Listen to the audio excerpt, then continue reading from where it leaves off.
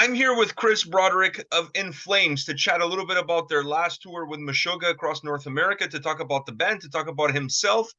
First of all, thank you for taking the time. We were supposed to have had this chat in person when you guys played in Toronto, but my wife got into a car accident and I was unable to make the show. Yeah, I heard that, and hopefully it wasn't too bad or anything like that, right? Like, I No, mean, she's okay. It was more damage to the car. She got rear-ended, but she's all right. We got scammed by the tow truck company, but that's a completely different story altogether. Uh, I'm assuming you've heard of similar stories by the smile on your face. yeah, I definitely have try and avoid tow trucks at all costs because they're really just looking to make money. But it's like Yeah, they, they get you at your weakest, like so. It is what it is. You guys, I'm sure you guys had a great show in Toronto. So let's start with that. How was this tour with Meshuggah for you? How was the overall North American run that you guys were on? it was. I mean, it was phenomenal. It's like part two of what we started last year, and it just continued on from there. Meshuggah, since probably when did I first hear of them? In like 95, I think I heard None or something like that. And they became one of my favorite bands for such a long time. They were just part of my playlist forever and ever and ever. And to be able to tour with them and, see Frederick play the guitar and Hacky like freaking kill it on the drums and their light show and everything is just phenomenal. It's one of those events that I'll always remember. Is it less stressful for you guys and for you specifically doing a tour like this when you're in support of Meshuggah versus the previous tour that you guys did with Orbit Culture, where you guys were the headlining band? It's less stressful because the amount of material that you're doing is less. And there are fewer like it's not on us to make sure that the production is set up and running and everything like that. But it's also got its oddities too. For me, this is gonna sound really weird, but the oddest thing was going on so early, like going on it. I think we went on at almost 9 o'clock, and you're done, and there's like all this evening left, and you're like, wow, what do I do with the rest of the evening? Like what am I gonna do? I gotta find things. So but yeah, I would agree in a way it's a little less on your shoulders, but at the same time, it's kind of like each band, always brings that. I'm sure they're all bringing their best all the time, whether you're the opener, whether you're direct support, or whether you're the headliner. It's just the amount of time that you get to play and when you get to play that you know that's the variable there, right? When it comes to your experience within Flames, touring in North America, touring in Europe, do you have a preference in terms of the continents? Maybe from a fan support, venues, what No, have they you? they all have their charm. It's like we just got back from South America and the crowds were insane there, loved them. But then the travel is crazy. Getting from A to B is just a nightmare. And then when we get to the States, it just for us it's home. And then when we get into Canada, it's like home, but with a more rabid metal community.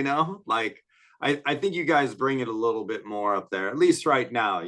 Like you guys are bringing the enthusiasm for sure. And that's one thing we always appreciate when we head to Canada. So I've it's I've never been to a Band in Flames show in Toronto. Let me tell you, like you guys always deliver great performances, great shows, super entertaining. The set lists are super entertaining. Like you guys change them quite a bit, so it's not like we're hearing the same songs over and over again. So I must say, one of the best live bands that I've ever seen in my time, and the crowds here always come prepared to give at least the same kind of energy that you guys bring on stage. Yeah, it's funny because we really like we love it when the crowd is into it, and we really try and elicit that from the crowd constantly. So we try and bring it as well. It's not like it's not like we can expect the crowd to be super into it and we're like just phoning it in or something like that. So we try and bring it every night, and hopefully the crowd is along for the ride. And I think, the thing that I really love about this band is that it's so interactive, there's a back and forth between the crowd, and the way Anders like talks to the crowd and reacts with the crowd is really cool, so that's the one thing that I really love about the live shows In Flames. And you're not the new kid on the block anymore. There's Liam now. And I saw an interview where Anders said that he found Liam on Tinder. So did he find you on Farmers Only? He found me on Grinder. No, Love it, love it. no, he we I mean, to tell it truthfully, I've known the In Flames guys forever, ever since I first toured with them back in like maybe 99, 2000, somewhere in there, maybe. Yeah, maybe even earlier than that. Like I was in a band called Jag Panzer, and it was Iced Earth, In Flames, and Jag Panzer. And that was the first time that I'd ever toured with him. And then when I was in Nevermore, I toured with him again. And then when I was in Megadeth, I toured with him again. So it's like I've known those guys for such a long time now. And, when the opportunity arose to come play with them, I was like, I had to take it.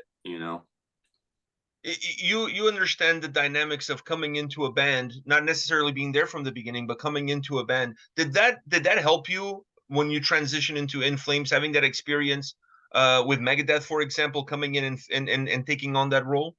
Absolutely. Yeah. I mean, anything you do where you have to learn a lot of material in a short amount of time, if you've got experience doing that prior to that time, then you'll be much better off. You know what to expect. And within Flames, it was an excessively short amount of time, but I think I said it's going to be what it's going to be, for better, for worse, and I had all these parts bouncing around in my head, and I'm like even they would call out song names, and I'm like, what part is that? What part is that? How does that start? Like there were so many songs at the time, but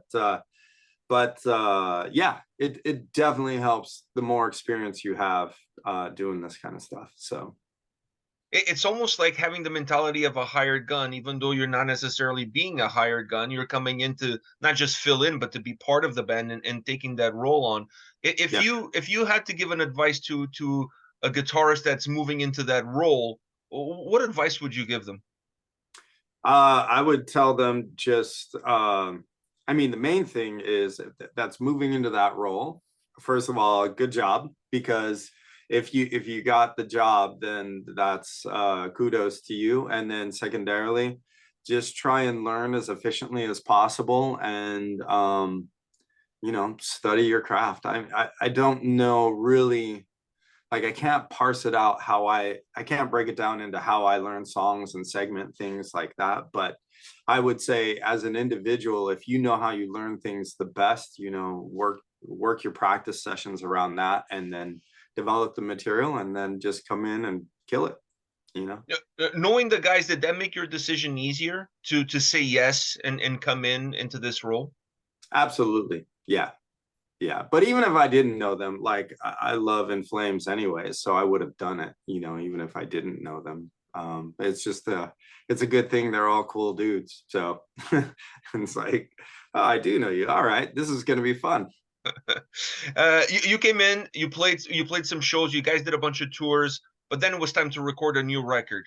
Did Mhm. you have any plans in mind in terms of what you wanted to contribute, or did the guys tell you what they needed from you once you get into the studio, once you start planning a new album?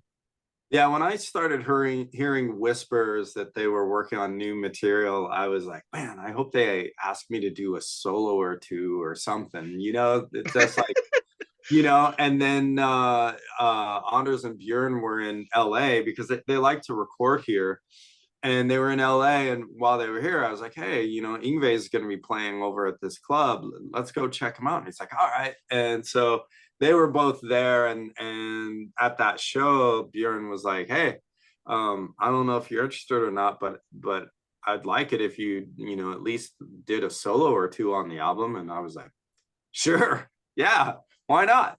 And then as things firmed up, he had me playing all over the CD. So I was super happy with that. Did you have once you knew you were going to play more than just a couple of solos, that you were going to have a little bit more of an impactful role? How did you approach that? Did you approach that with baby steps? Did you come in and said, I think maybe here we could do this a little bit different? What was your approach? Yeah, I think it was very much just feeling it out for Foregone. Like it was like I had very little time with the material before stepping into the studio.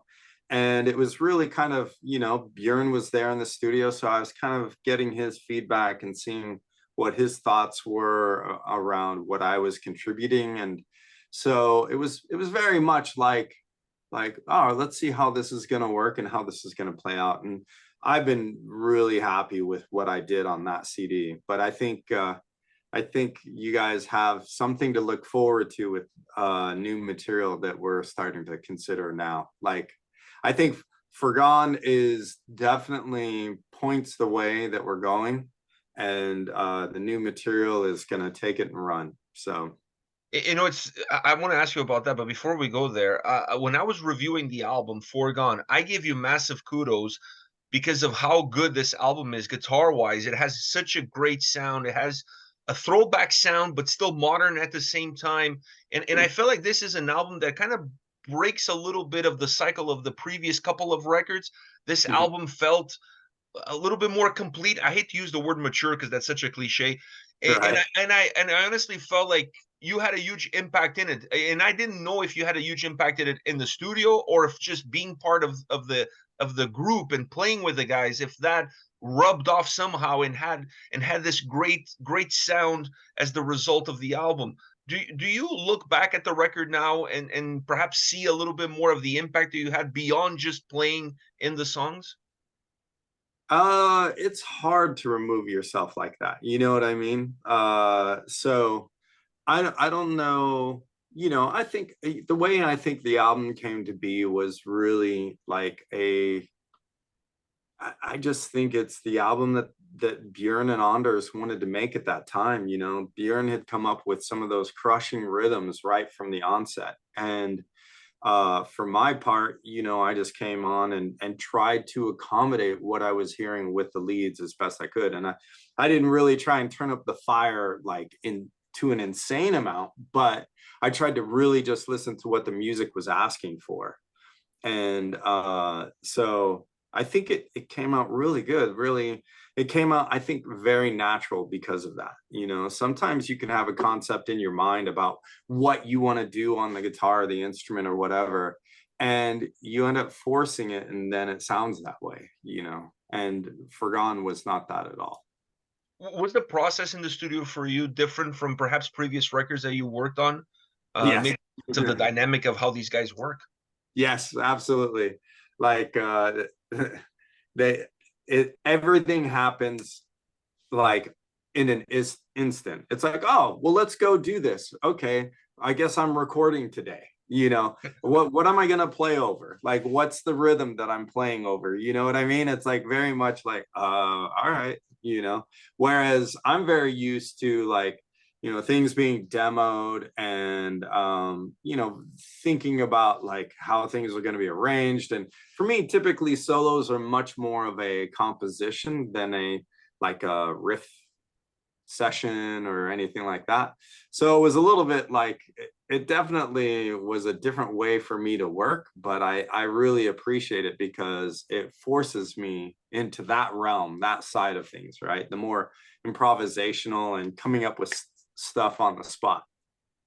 Does that also help you on stage? Like you said, you guys are very dynamic. I mean, it's not like you're standing there with a mic in front of you, just playing your guitar. Everybody's all over the place. It's a very dynamic show. Having does that translate a little bit either from the live to the studio or from the studio to the live? That energy? No, I don't necessarily see it that way. Like to me they are very separate things, but you know, like both of them, I guess, kind of stem from being in the moment, you know, like the way you react to the crowd depends on how they're reacting. You know, if we had a sleeper of a crowd, it would be hard to really just go over the top in and get into the music because the crowd's not following you there. And it's the same thing in the studio. Again, you can't try and make things happen that shouldn't be going on there. So I guess in that sense, yes. But when I step into a studio, it's a different mindset than when I step up on stage. With the new material that you guys will be working on, are you going to have even a bigger role than you had with Foregone? I don't know. We'll see. But so far, I'm liking what we're working on and how it's sounding, and so yeah, I would hope so.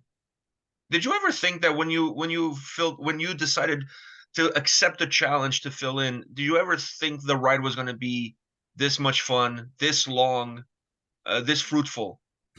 No, no, not at all. I mean, it was funny because when I first got the gig, right when that tour was supposed to end, I was supposed to go right back out with Active Defiance. Defiance, yeah. Yeah, and do a supporting act for Overkill. And you know, as we were touring, Bjorn was started to be like, well, you know, what do you think about hanging out here a while longer? And I'm like, well, I gotta figure things out quick, you know. So so it was cool how it grew into what it is. And again, it's like it's the most fun I've ever had on stage. You know, the guys, like, they're great, they're relaxed, super chill. You know, you can't ask for more. I mean, you know, everybody's got their quirks, especially me. You know, I try and practice all the time. I eat foods that usually is healthy for you, but you know, can stink up the bus sometimes, whether it's tuna or whatever, you know. And they're always super cool, you know. They don't care about my quirks or anything like that. So yeah, I think I really dig it, you know. How much practice do you put in flinging the guitar picks at the audience? Because I saw you guys played at the Phoenix. It was a headlining show at the Phoenix like a couple of years ago before the pandemic, and I was like row four, row five from the stage, and you fling one and it hit me in the eye, and I was able to catch it. So how much effort and work do you put on those? Because that's great wrist work. Yeah, I don't. The only time I do it is when we're on stage.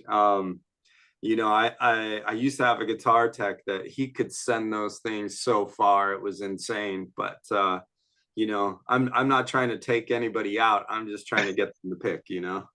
I thought you were pissed off at me or something. It's like, let me hit that guy in the eye, right in the eye, boom, done. Yeah, I was like, You know, you. yeah. And then you put it at me like I did something wrong. Like you almost took my eye out. I almost became a pirate on that show. But you know, hey, at least I got the guitar picks. I'm not complaining. You know, Yeah. sometimes you got to take one for the team. Yep.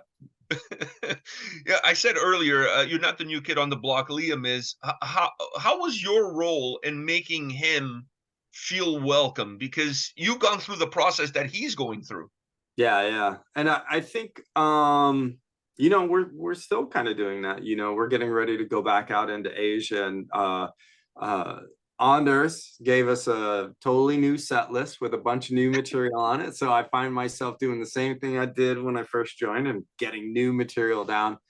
And so I'm kind of parsing through the parts, you know. And then I watched a live version of well, I can't say because I'm not sure if they want to release the set list just yet, but of a song, and it has an extended ending on it. So the first thing I did was texted Liam and was like, "Hey, just FYI, check this out, check out the ending so that you know that that's probably the way I would assume they're going to do it, you know." And so he's like, "Good catch," you know. And when he first joined, it was kind of like kind of that same thing, you know.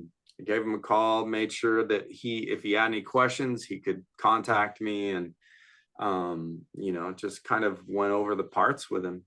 So yeah. I've chatted with the guys in the band before, but I've never had the balls to ask them this question. So I'm going to ask you because I feel a little bit more comfortable. We're Don't make both me break out another pick.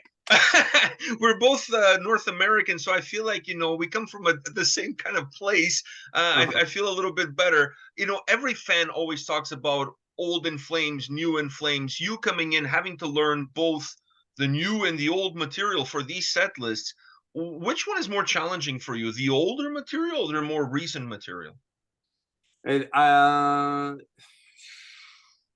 wouldn't say that it either is. They all have the potential. Like there are songs, old songs that I think are, fairly difficult, like Take This Life, and stuff like that. And then there are new songs, if you look at like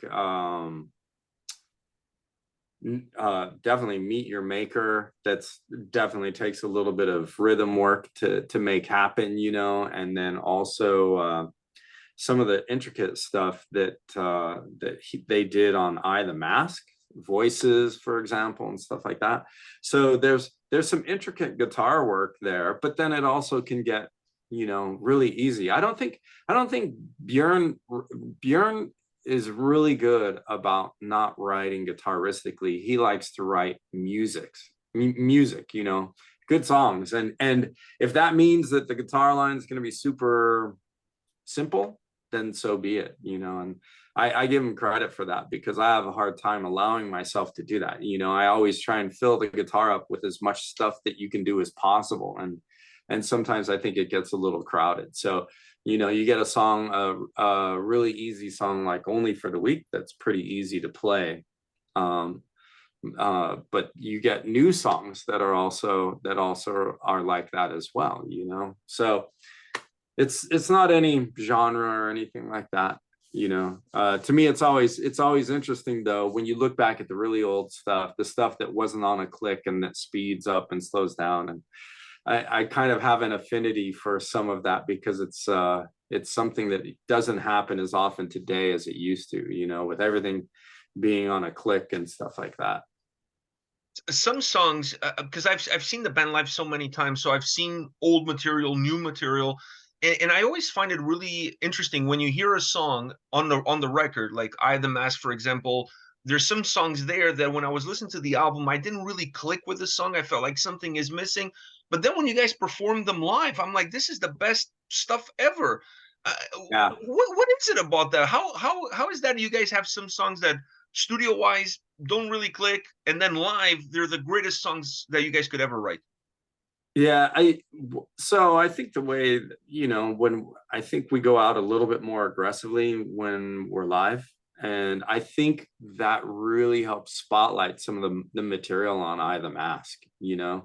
I think I the Mask is a great CD, and it's got, I mean, just great songs. But I think its mix was more of a vocal mix than like, a guitar based mix. And not that it should always be guitar based, but I think in my opinion, I think the guitar should have been a little bit more at the forefront for that.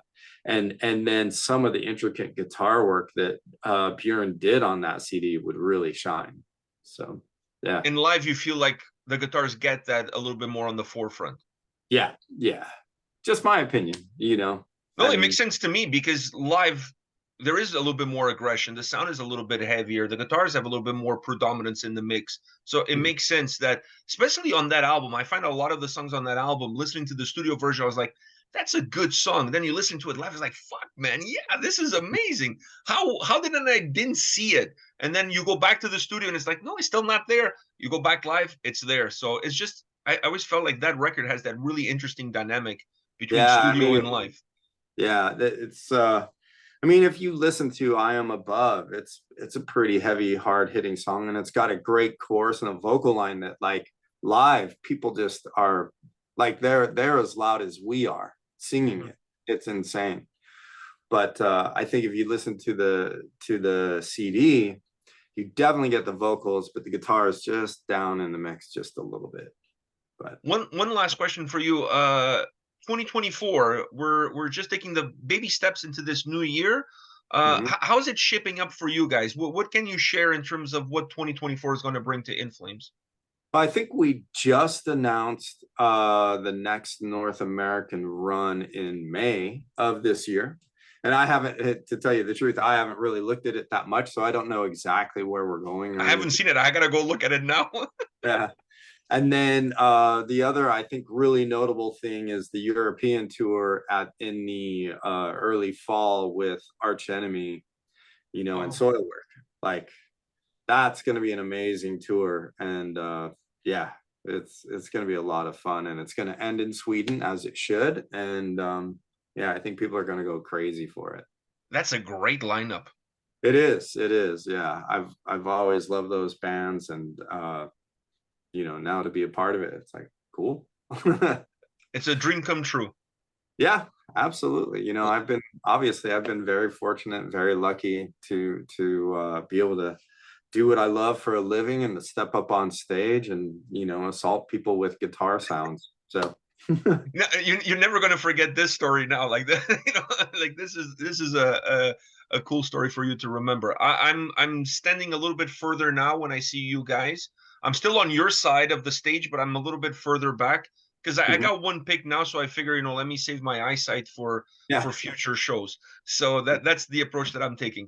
Chris, thank you very much for taking the time. I really appreciate. Sorry that I couldn't make it to the show, but like life yeah. got in the way, or a car got in the way, I should say. Well, So thank you very much for making the time for me and having this chat anyways. yeah, man. I wouldn't want it any other way. So thank you for having me. Take care, man. I hope to see you in Toronto. I'm gonna go check those dates. So hope to see you guys back in Toronto. All right. Have a good one. Take care, man.